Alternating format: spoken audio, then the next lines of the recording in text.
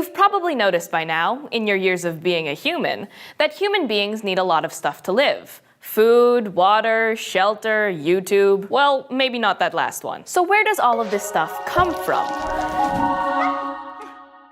Why, it comes from our very own Earth. We live on a planet that has all of the stuff we need to survive. There's fresh water to drink, fruit on trees, and wood to build our houses. Convenient, right? We call this stuff resources. Because humans need so many of these resources to live, it's easier for us to form communities, like cities or neighborhoods, where these resources are plentiful, so we don't have to travel long distances to find them on our own. That's why you don't normally see big cities in the middle of deserts, where there's no water, or at the top of freezing mountains, where there's no food. Think about your own town and where it's located. If it's close to things like water and agriculture, that was probably no accident. Humans and other animals tend to thrive in places that are near the resources they need to survive. Of course, the stuff we need to live doesn't come ready to use right out of the earth. Although I would personally love it if there were, say, a lake full of pure hot fudge.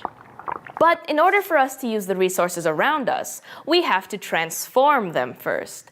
Because I'm kinda hungry right now, let's use food as an example. In fact, let's make a cake.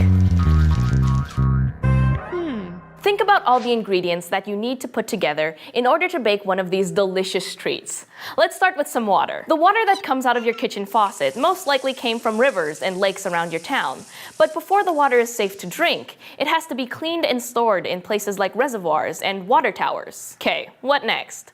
Flour, eggs, sugar, and milk. These ingredients, and a lot of the other foods that we eat, have to be cultivated, which means grown on farms, before they can be shipped to grocery stores. In order to do this, farms have to be where crops and livestock can live and grow. Alright, now we need to mix these ingredients all together. That means that our electric mixer needs power.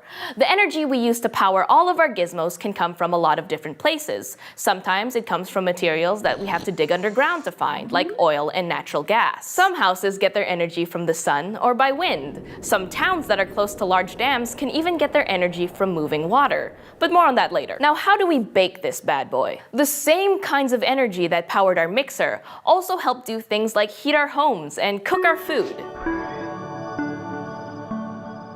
So from start to finish, everything we use to make our cake came from the transformation of the resources around us. The effect the natural world has on our lives is immense, and something as simple as baking a cake shows that we wouldn't be able to live the way we do without the abundance of natural resources on our planet. And it doesn't hurt that the end result of those resources can be a cake.